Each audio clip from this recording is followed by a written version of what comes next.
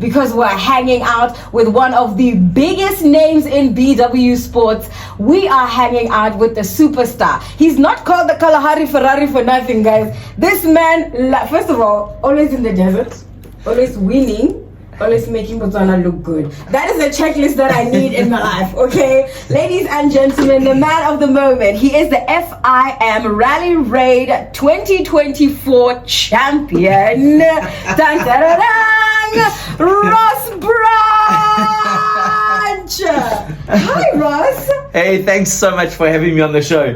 Oh my gosh, I'm so excited to catch up with you. First of all, you've been home for about a week. Not quite a week yet, just a few days, but super happy to be home and really happy to be catching up with everybody and especially with you guys. Has it been like the Ross Branch media tour since you landed? Are you just going from radio station to television to magazine?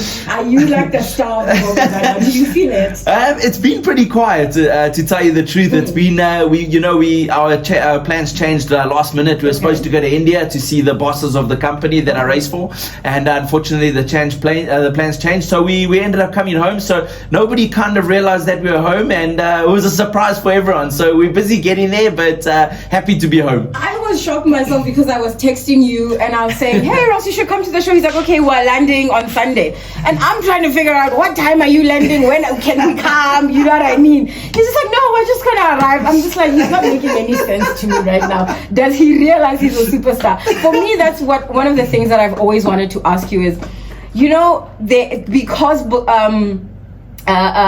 motorsport in our country is not like the way we see football or the way we see athletics.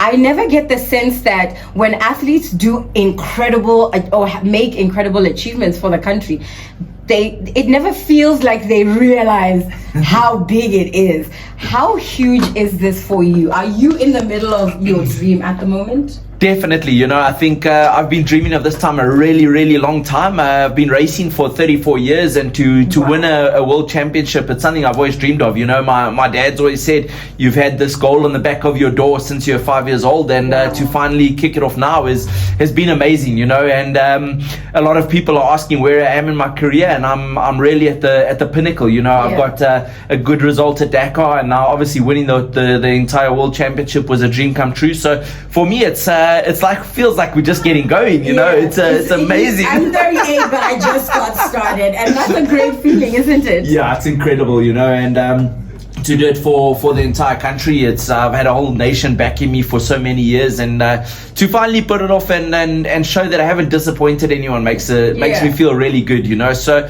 I don't think it's quite sunk in yet what I've done, but it's getting there. Let me tell you something, I can tell. Now, something that I want to ask for you to do for us is just give us an overview of your season. You had 3 podiums this season, including a second place finish at the Dakar Rally, right? And then you had 2 top 5 finishes in 5 races. So that means you are just there in the top 5 of every single race that you've competed in throughout the season. Has there been a highlight? What was like the best race for you? Talk to us about also that battle, because you finished ahead of Adrian Van Buren, but you were also going head to head with your American opponent who literally could have taken it. Yeah, it was really close. You know, it was a really tough year of fighting between all the competitors, and I really enjoyed it. It was exactly what we needed, you know, especially for the sport. Everybody at home was on the edge of their seats, and I think all the supporters were loving the race. It was backwards and forwards between me and the Honda guys, so it was an incredible year. But you know, the top of it for me was definitely the Dakar Rally. Such a long race, and yeah, for me to finish on the podium was something that I've always dreamed of as well. You know, we're still one step below where we wanted to be, but you know, that leaves it for the next couple of years. We've got a good goal to chase. So it was an incredible year for us. You know, I stayed healthy and I stayed fit and strong, which is a huge thing in our sport. You know, it's so easy to get injured. All right. So yeah, and I'm very curious about that as well. I think when you think about motorsport, nobody really has an idea about, like, when you say stay fit, what do you mean? You're driving. I drive. I don't need to be fit to drive. What elements of fitness are expected of you to do well, specifically because you're riding a motorbike? Yeah, you know, I think being physically fit it's one of the most physically demanding sports in the world. I've recently started working with the HPC Center, the High Performance Center in University of Botswana, and the guys are amazing. So we really get in on top of it, and we're feeling so strong. And I train every day, you know, to sit out there on a bike for 14, 15 hours of every day for over 12,000 kilometers. It's not easy. So at the end of this season. Yeah, so physically and mentally, I've got to be so strong and so fit. I've also just employed a mental coach that helps me with my mental fitness, and it's working well. First of all, it just sounds like a bunch of money to me, right? Does it pay well, Ross? Do you feel as if the sacrifices that you've made over the years, because I can imagine you're a young man from Jwaneng, you're here, I'm sure you're back and forth between Kawa, Jwaneng, all the other Tbo Peak where we do our desert racing, and then you put in the work. Every day you need to exercise, you need to be on the bike, and those bikes are not cheap, right? And all the sacrifices, the oiling and the parts and all of that, and the mental element, does it pay off eventually? Is there money in this? Is it worth it what you're getting at the end of the Dakar rally when you're standing on the podium? Yeah, for sure there's good incentives for what we do now, and bonus wise it's really good. Salary wise is okay, you can get by, but definitely race for the bonuses. And I've never been one to race for money, so it's always been a goal of mine to be a world champion. And what I've started doing from the time I was 5 years old, I didn't even know what money was about. So I've always chased my dream and wanted to reach my goal, which is the main thing for me. I think I'm a person that looks on life, and if you reach your goals, everything will work out. I might not be a millionaire after racing, but I've reached my goals, and I've ticked those bucket lists off, and then I'll start going back to office job and working 9 to 5. I can't imagine. First of all, you don't get this man to get off a bike and get into the office. Highly unlikely. Now, Ross,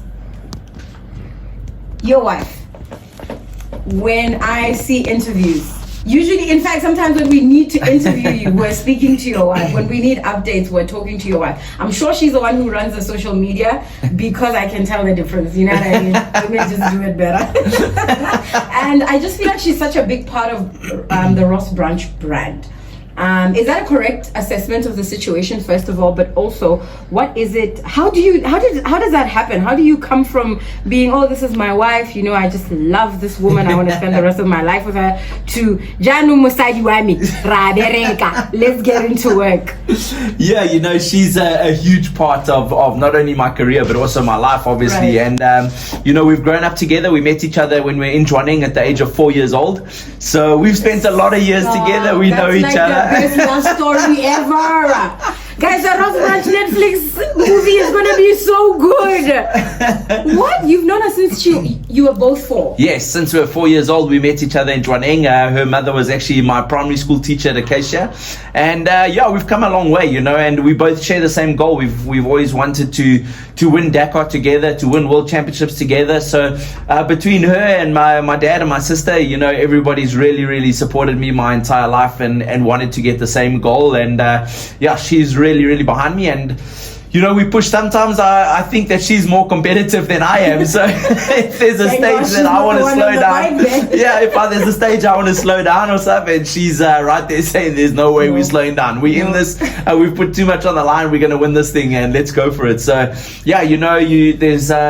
she's been everything to me, and we've been through some really hard times. There's been races where we didn't think we were going to get back on a bike and go racing again, and she's been the one that's made sure that I get back up and get going. So I owe everything to her, and we're a great team. We work together so well, and we love spending time with each other. And unfortunately, when I'm racing, I do travel alone.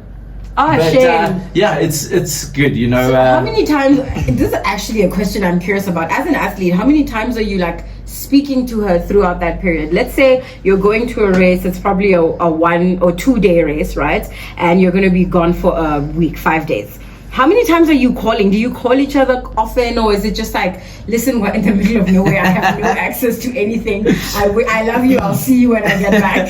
Yeah, because our races are so long. The shortest one is 6 days, and then the longest one is 15 days. So I'm normally gone for about 3 weeks at a time, and just before the race, leading up to the race, we speak to each other every day. But during the race, we only chat to each other on WhatsApp, and if there is signal, we ride in the middle of nowhere and the middle of the desert, so sometimes sometimes we don't get to chat to each other, but you know, we do talk as much as we possibly can, because not only, you know, I want to chat to her, but she's really motivational for me, and she gives a lot of positive energy. And you know, when you're sitting alone, racing a world championship, you need to have that connection to your loved ones. So yeah, we do chat a lot, and yeah, it's we've got a really good thing going. You know, the past couple of years have been tough, but now is really amazing. Oh, come on, guys. Isn't that like the sweetest love story ever? That is literally the best thing I've ever heard. We might just end the conversation right here. I love that. You guys have known each other your whole lives, basically, and you just have made it work, and you found someone that's basically a puzzle piece to your puzzle piece. Guys are so cute. Whatever. Anyway, I love it. So for me, another question is, how important is that? That element of things in the support. You know, it feels like a very lonely sport. Every time I see motorsport races across all different genres of motorsport, I always feel as if it's a very lonely place, because you spend a lot of time in simulators. If you're not in simulators, you're training. If you're not in training, you're on the bike in the middle of nowhere, and you're getting a feel of the environment. And then when you're competing, it's literally either 76 laps or 5 days. There's no in between. How important is family and that support, and that having that base of your loving wife, knowing that she's on your side and is supporting you? Yeah, you know, that's everything. That can make or break you as an athlete. If your loved ones, you know, maybe it's not your wife, maybe it's a girlfriend, maybe it's a dad, maybe it's a mom. You know, I'm really lucky that I've got surrounded by people that have backed me from the very beginning. Win or lose, it doesn't matter. They've always supported me. And yeah, it's extremely lonely. You know, you travel to all different sides of the globe, and you know, they really understand you. They can see when you're having a bad day, when you're having a good day. You know, you can be open and honest of all your feelings. Is really, really important. And some days you know, athletes are not going to win all the time, and it's often when you don't win, those are your bad days, you know, because everybody's expecting you to win, and you have to tell the whole world that you haven't won, you've come 10th, and everybody's like, what's going on? What's happening to you? and that's the hard part about your sport in particular, is because people aren't following all the time, and people half the time are not even aware that these races are happening. You're the one who has to come to us with the bad news. Hey guys, I was in Morocco, but I didn't win. That's exactly it. You know, that's it. You got to be. You got to be so strong and mentally fit to get through that. So your loved ones help you get through that without a doubt. And yeah, that's definitely my rock for sure. I absolutely love that. But there is also no Ross Brunch without a team that obviously supports you. They provide you with a bike, and apparently your bike for 2024 is like top tier content, and everyone is looking for that. Tell us about your relationship with Hero Sports, your team, and of course this is their first championship as well. Yeah, you know, it's been an amazing year. It was their first podium at the beginning of the year at Dakar, and now their first championship as well. You know, it's the biggest motorcycle manufacturer in the world, Hero, and it's an Indian brand. So they've done an absolutely incredible job. You know, we were a little bit behind with a few things on the bike in the beginning of the year, and they've spent endless hours just working on the bike, trying to get it back up to where we needed to get it to win the championship. And I take my hats off to every single one of them. You know, it's a very small organization on the rally side, but they worked so hard to give us what we need to go and race. And yeah, my teammates are absolutely incredible. You know, this round in Morocco, I really needed my teammates there, and they pulled through. They stopped on the side of the track and waited for me to pass. So we had some backup. You know, they're always behind me throughout the rally, and that's really important. You know, with racing motorbikes, anything can happen. You can hit a rock and break the bike or something like that. So I had those teammates behind me, and I'm really happy. You know, they pulling out their end of the deal, and they're working extremely hard to give me what I need, and it works both ways. You know, I'm working so hard to try and win races for them, and being a part of history for the brand is made me incredibly proud. You know, I've got on podium and now a world championship. It's amazing. So I'm really happy. Oh, so nice. And I saw you cried, and you get really emotional about these things sometimes. I think there was a bit of sand in my eyes. You know, it wasn't crying. It was the dust. I feel okay. I know we hear you, Rose. Something that I'm very curious about is the structure of your contract. Whatever you can tell us about your contract. Just for somebody who doesn't know, a young person is trying to follow in your tracks. How does one secure a contract with a team like Hero? Or how do you shop yourself around? What's the best way to look for a team? Yeah, it's a really good question. You know, everybody thinks that it's quite simple to get onto a team and go racing in any facet of motorsport, but it's really tough. You know, we had to raise over $1 million pula for my first Dakar to go to race for 14 days. Yeah. If you work out the daily rate of that, it's a lot of money, and I had to raise that twice. You know, my first Dakar and my second Dakar. And, you know, I just kept on following my dreams. You know, we were in a lot of debt, myself and my wife, and we went into debt knowing that there's a big picture and we wanted to reach our goal, and we put everything we had. You know, she put everything she had. She was working 3 jobs, trying to help me at night, selling t-shirts, selling this, selling that, and we eventually made it, and we got an offer, a very, very small offer from a factory team, and we went on board knowing that we can give more and we can get better results, and went on to there. And from there, you know, we got onto a Hero contract, which was unbelievable. You know, the biggest motorcycle manufacturer in the world came looking for us. We didn't go looking for them. Hi, Ross. And it was such a cool story. You know, they just offered me a year-to-year contract. Your job is always on the line in motorsports. Like you say, when you have a bad result, you're not the most favorite person, that's for sure. But the good results do cement a contract for future. But we unfortunately on a year-to-year basis. But we just enjoy it. Maybe 2025 will be a little different. Let me tell you. I've got a call coming in. Yarna FM, good afternoon. Mr. Ross and the rest of the team, how are you? Great, how are you? Easy. Thank you so much for calling. What's up? Talk to Ross. Great, Mr. Ross, and I want to say congratulations for his achievement, for himself, for his wife, for his family, and every single Motswana who is supporting him from the backbone of Botswana to him. One good luck. Rafizi, thank you so much. Ross, do you want to respond? Yeah, I just want to say thank you so much. I really appreciate all the support.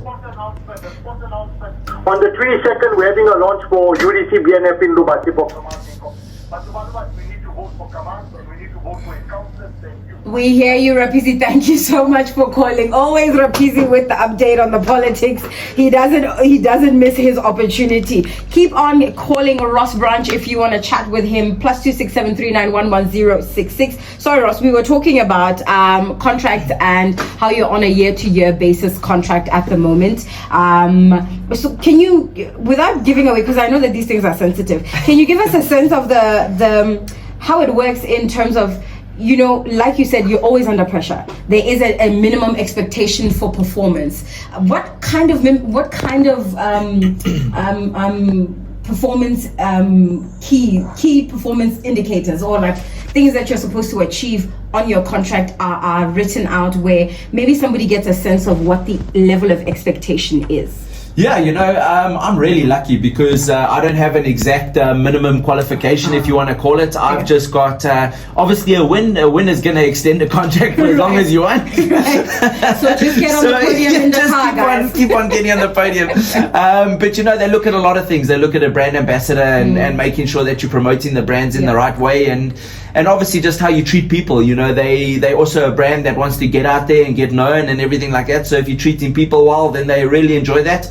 But it all comes down to getting in the press, you know, and getting your name out there and getting the Hero brand out there. So we give it our best shot, you know, and personally I wouldn't be happy with anything outside the top 10, and I'm sure they wouldn't be happy either. So we're always aiming for a top 10 finish, which is acceptable, not the best, but acceptable. And I think that's where, if any youngsters want to aim, you got to start there, you know. You got to start going in the top 20 and then the top 10, and just trying to cement your name in the history books, and obviously leave a legacy behind. And that's what all these teams are looking for, is just the kind of person that you're going to be remembered for. 100%. It might help to win races like Kawa, you know, participate in events, you know, where you come in and then you're the rookie of the season in your first Dakar rally, things like that. You know what I mean? It gives you a great advantage. I'm hanging out with Ross Branch. We're going to take another quick break. When we come back, Ross, there's a lot that's happening in your hometown of Jwaneng in terms of sports development, and you know, people like you are at the center of inspiring Jwaneng to say, actually,